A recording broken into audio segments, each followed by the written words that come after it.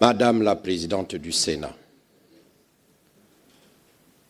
Messieurs les ministres du gouvernement de la transition, Monsieur le Président de la Commission, chers collègues, bonsoir. J'aimerais poser ces quelques questions au ministre de la Justice, garde des Sceaux. Je voudrais poser un dossier aussi lourd que vous connaissez, Monsieur le ministre, c'est le dossier des crimes rituels. Depuis le 30 août 2023, date la libération de notre pays, nous constatons que les auteurs des crimes économiques remplissent les prisons. Je vais parler de la prison centrale de Libreville. Pourquoi abandonnez-vous les réseaux des criminels rituels? Et pourtant, depuis cette date, selon les réseaux sociaux,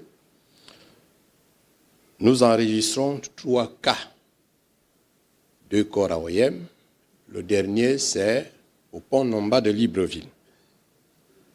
Est-ce que c'est un changement dans la continuité, c'est-à-dire l'omerta? Pouvez-nous nous rassurer ici qu'en 2024, nous pouvons dire, avec la transition, zéro crime rituel? Je voudrais revenir sur votre exposé à la page 14,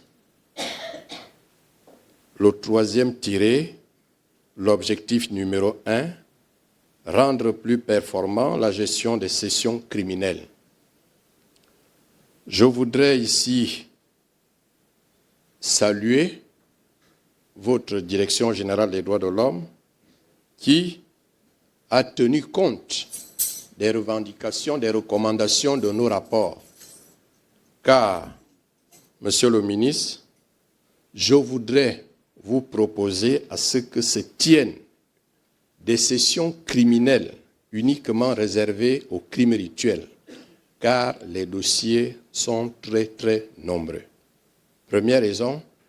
La deuxième raison, c'est que, face à ce phénomène, nous constatons que les présumés coupables, les commanditaires sont libérés sans passer par là-bas, sans être jugés. Et l'autre point qui me paraît ici, toujours à la page 14, vous avez parlé d'assistance judiciaire. Depuis 18 ans, nous luttons contre ce phénomène.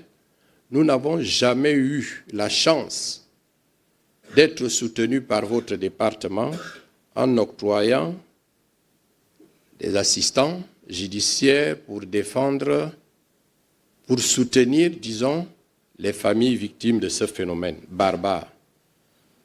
Alors, Monsieur le ministre de la Justice, vous proposez 300 personnes parmi les personnes les plus vulnérables qui sont victimes de ces injustices d'une manière générale. Je souhaiterais à ce que vous réservez un tiers parmi ces personnes parce que nous allons assister à la période la plus fertile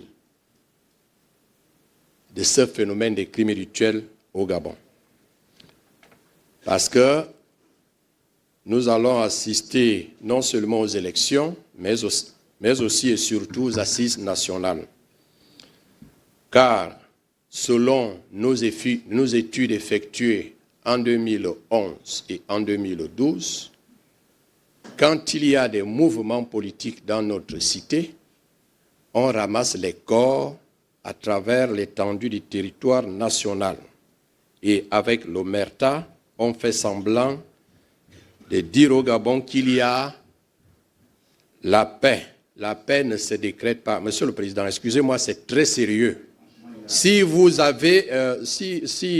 n'avez jamais été victime, mais ça me touche parce que moi-même j'ai été victime. Oui.